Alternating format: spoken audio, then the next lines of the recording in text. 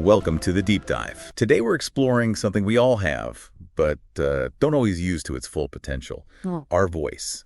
And I'm not just talking about hitting the high notes in karaoke. No, we're diving deep into how to harness your voice to build trust, inspire change, and make a real impact. That's right.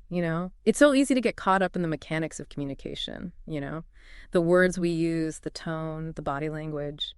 But the real power of your voice comes from something much deeper. Okay, I'm intrigued. Let's unpack this. So what makes a voice truly powerful beyond just being loud or articulate? Well, think about the people who really captivate you when they speak. It's rarely about how perfectly they pronounce every word. It's about their authenticity, their passion, the sense that they're speaking from a place of deep conviction. That's so true. It's like you can feel their sincerity radiating through their words. It makes you want to lean in and really listen. Exactly. And that's where the 7 deadly sins of speaking come in. These are communication habits that can instantly undermine your credibility and make people tune out, even if you have the best intentions. Ooh, deadly sins. That sounds serious. I'm already feeling a little guilty. I bet we've all committed at least one of these at some point. Probably. But hey, awareness is the first step to improvement. The good news is that once you understand these pitfalls, you can consciously avoid them and start building a more authentic and impactful communication style. You've piqued my curiosity. Let's dive into these sins. What's the first one on the hit list? The first one is gossip. It might seem harmless on the surface, but gossip is like a silent killer of trust. Oh, okay. Think about it. If someone is comfortable gossiping to you, are they not just as likely to gossip about you?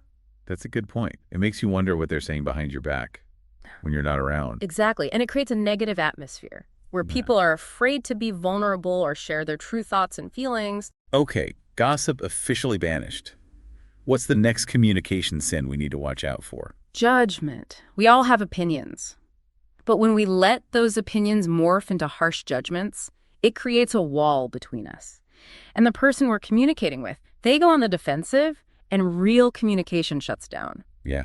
It's like you're saying, my perspective is the only right one, which is a pretty quick way to shut down any meaningful dialogue. Right. It makes the other person feel like they have to protect themselves instead of being open to what you have to say. So instead of trying to win the conversation, it's about creating a space where both people feel safe to share their thoughts. Yeah. Even if they disagree. Exactly. And that leads us to the next deadly sin, negativity. It's hard to feel inspired or motivated when you're constantly bombarded with complaints and pessimism. Like a dark cloud that follows you around and sucks the energy out of every interaction. It's contagious, isn't it? And it also tends to focus on problems rather than solutions. So if you find yourself constantly complaining, try shifting your focus to what you can control and what steps you can take to improve the situation. Okay, negativity officially banished from our vocabulary. What's next on the list of communication no-nos? Excuses. We all make mistakes, but when we constantly blame external factors or other people, it undermines our credibility and makes it difficult to build trust. I've definitely been guilty of this one. It's so easy to fall into the trap of making excuses, especially when we're feeling insecure or afraid of taking responsibility. But think about it. Who would you rather work with? Or be friends with someone who owns their mistakes and learns from them? Or someone who always has a reason why it's not their fault? That's a no-brainer. I'd much rather be around someone who is accountable for their actions, even if it means admitting they messed up. Exactly. It shows integrity and a willingness to grow.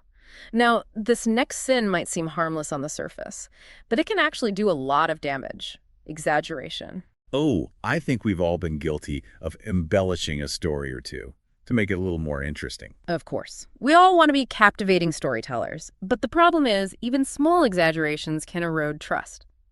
If someone catches you stretching the truth, they start to question everything you say. It's like the story of the boy who cried wolf. Eventually, nobody believes him, even when he's telling the truth. Exactly.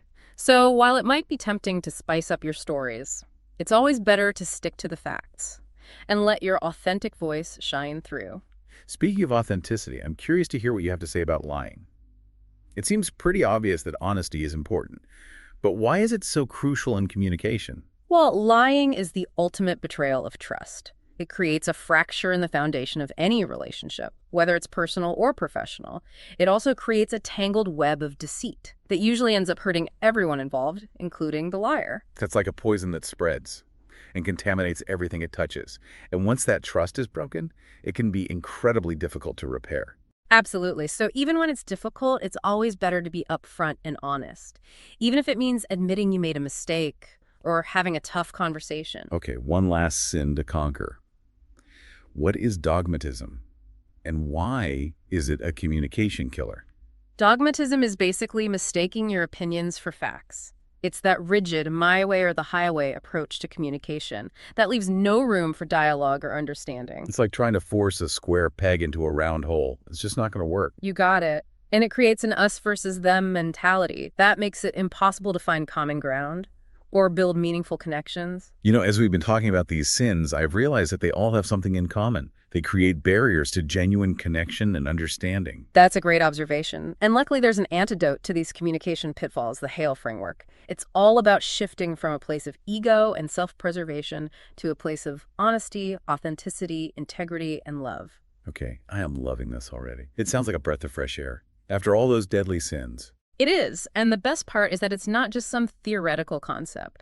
The HALE framework offers practical tools and strategies that you can start using right away to transform your communication. I'm so ready for this. Give me all the hail goodness. Well, before we dive into the specifics of HALE, I want to remind everyone that you can find even more insights and resources on concentratedwisdom.com. That's right. We've got a whole library of articles, videos, and other goodies to help you on your journey. So be sure to check it out after our deep dive. Now let's break down each element of HALE and see how it can transform your communication from the inside out. Starting with honesty. It might seem obvious, but what does it truly mean to communicate honestly? For me, honesty is about being straightforward and transparent, both with myself and with others. It's about expressing my thoughts and feelings genuinely, even when it's uncomfortable. You're absolutely right. It's about letting go of the need to sugarcoat things or pretend to be someone you're not. And it also requires active listening, being receptive to other people's perspectives, even if they challenge your own. So it's a two-way street. It's about being honest in how you express yourself and how you receive information from others. Exactly. Now let's talk about authenticity. How does being authentic impact our communication? Authenticity is all about embracing your unique voice and perspective. It's about communicating in a way that feels genuine and true to yourself without trying to fit into some preconceived mold. So it's not about trying to be like the most eloquent speaker or the most charismatic person in the room. Not at all. In fact, trying too hard to impress others often has the opposite effect. People can sense when you're being inauthentic, and it makes it harder to connect on a deeper level. That makes sense. It's like those times when you try to tell a joke that doesn't really land because it doesn't feel natural to you. Yeah. Exactly. Authenticity is about owning your quirks, your humor, your unique way of seeing the world. It's about letting your true self shine through in your communication. It sounds like embracing authenticity can actually make you a more confident and engaging communicator, even if you're not naturally the most outgoing person. Absolutely. When you're not trying to be someone you're not, Yeah. you free up so much mental energy to focus on the message you want to convey. Okay, I'm starting to see how honesty and authenticity work together to create a strong foundation for communication. Now let's move on to integrity. How does integrity play into this HALE framework? Integrity is all about aligning your actions with your words. It's about being trustworthy, reliable, and accountable for your behavior. And in terms of communication, it means following through on your commitments, being transparent in your dealings, and admitting when you've made a mistake. So it's not just about talking the talk, it's about walking the walk. Exactly. And it's about building a reputation for being someone who can be counted on, to do what they say they're going to do. It sounds like integrity is essential for building trust, both in our personal and professional lives. But what about love? How does love fit into the equation when it comes to communication? This is where things get really interesting. Love in this context isn't necessarily about romance. It's about approaching communication with kindness, compassion, and empathy. So it's about seeing the humanity in the person you're communicating with, even if you disagree with them or they've made a mistake. Precisely.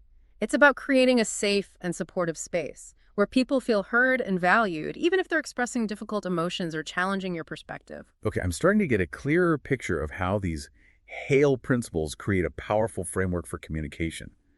But I have to admit, I'm also feeling a bit overwhelmed. How do we actually put these principles into practice in our daily lives? That's a great question. It's one thing to understand these concepts intellectually, but it's another to actually embody them in our interactions with others, and that's where actionable strategies come in. Okay, I'm all ears. Give me the tools to turn these lofty principles into real-world communication skills. Well, one of the most powerful and often overlooked tools is something we do all day, every day: breathing. Breathing. I know it's essential for life, but how does it help my communication skills? It's not just about breathing to survive, it's about breathing with intention. When we're stressed or anxious, our breathing becomes shallow and erratic, which impacts our voice and our ability to think clearly. I've definitely noticed that when I'm nervous, my voice gets shaky, and I tend to rush through my words. Exactly.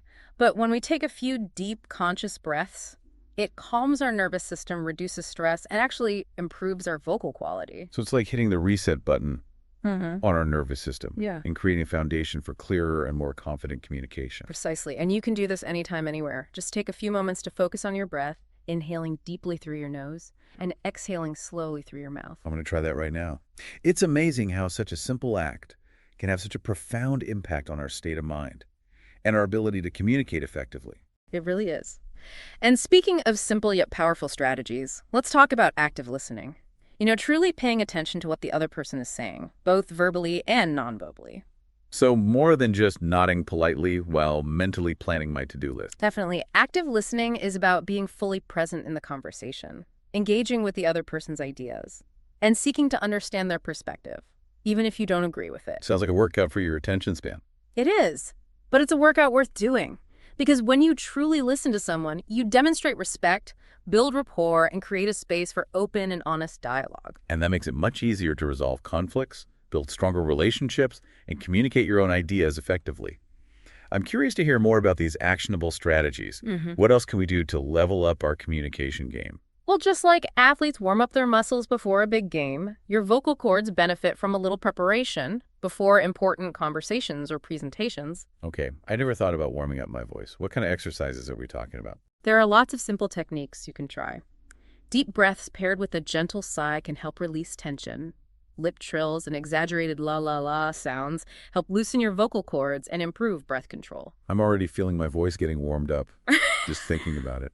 Any other tips for keeping our voices engaging and preventing that dreaded monotone? Absolutely. Varying your tone and pace is crucial for keeping your listeners engaged.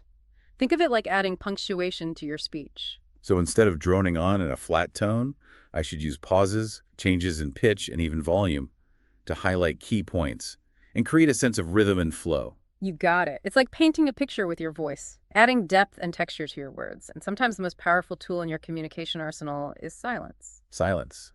Really, I always feel like I need to fill every space with words. I know it can feel awkward, but silence can be incredibly effective. Strategically placed pauses allow your words to sink in, create a sense of anticipation, and give your listener time to process what you've said. It's like the dramatic pause before a big reveal in a movie. Exactly, and it also allows you to collect your thoughts and choose your next words carefully. Okay, I'm starting to see how all these strategies, breathing, active listening, warming up our voices, using silence strategically work together to create a more mindful and impactful way of communicating. What else have you got in your communication toolkit? Here's a fun one. Record yourself speaking and then listen back to it. Wait, like hearing my own voice? I'm not sure I'm brave enough for that. I know it can be a little cringeworthy at first, but trust me, it's incredibly valuable. It helps you identify patterns, habits, and areas where you can improve. So I might notice that I say a lot or rush through my sentences when I'm nervous, or maybe I'll discover that I have a habit of interrupting people. Exactly. You might also be surprised to hear strengths you weren't even aware of. It's all about self-awareness and using that knowledge to refine your communication style. This is such a great tip.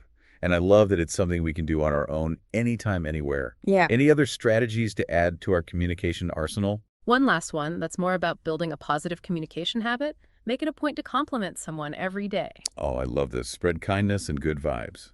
But is it really a communication strategy? It is, because it strengthens your ability to express yourself positively and genuinely. It also helps you focus on the good in others, which creates a more positive and receptive communication environment.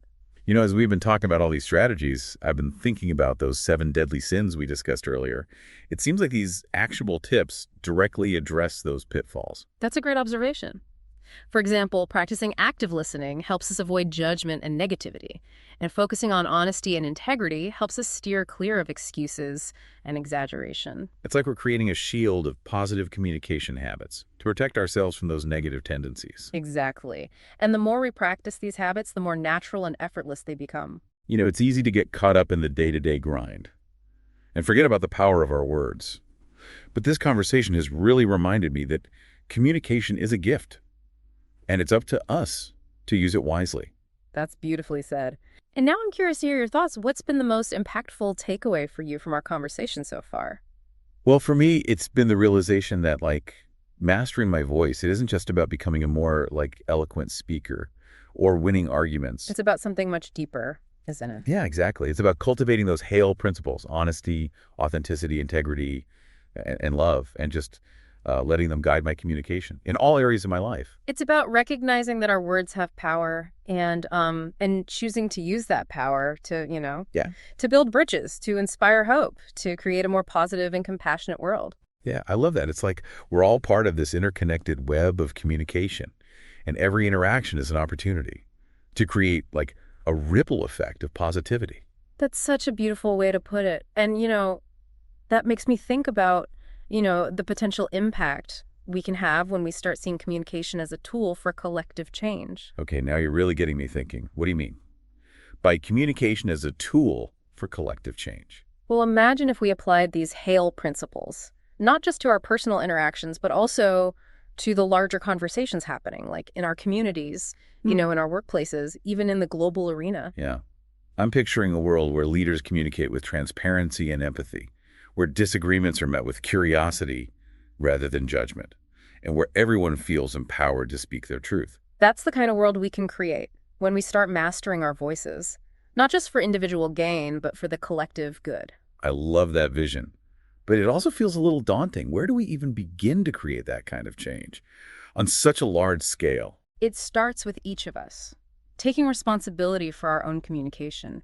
It starts with those everyday conversations, those small acts of kindness. Those moments when we choose to listen with an open heart instead of reacting defensively. Right. It's about remembering that even the smallest interactions can have a ripple effect, influencing the people around us, creating a more positive and harmonious communication ecosystem. Exactly. And as we practice these principles in our own lives, we inspire others to do the same. We become role models for a more conscious and compassionate way of communicating. We've talked a lot about the how of mastering our voices, but I think it's important to touch on the why. What's the driving force behind this desire to communicate more effectively? That's such an important question, I think, deep down. We all have this longing to connect with others, to feel understood, to make a difference in the world. Yeah. And communication is the bridge that allows us to do that. It is. It's the foundation of all human connection, all creativity, all collaboration. Yeah. It's how we share ideas, build relationships, inspire change, and ultimately create a more meaningful and fulfilling life. So beautifully said, and that's why it's so important to invest in mastering this incredible tool we all possess. Right. It's not just about getting our point across or winning arguments. It's about using our voices to uplift, to inspire, to connect, and to create a world where everyone feels heard and valued. And remember, this journey to mastering your voice is ongoing. It's about continuous learning, practice, and a commitment to using your voice for good. Yeah. It's a lifelong adventure of self-discovery and growth. And we're all in this together. It's been an incredible journey, exploring the power of voice with you today. Yeah. And we hope you leave this deep dive feeling inspired and empowered to use your voice to create positive change. Before we wrap up, we want to remind you to check out concentratedwisdom.com. We're so grateful you joined us on this deep dive into the power of your voice. And we can't wait to welcome you back for more insightful conversations on Concentrated Wisdom. Until then, keep speaking your truth, keep listening with an open heart, and keep making your voice matter. Thank you for being here. This is the Concentrated Wisdom Podcast signing off. Until next time, keep growing, keep learning, and don't forget to share the wisdom with someone who needs it.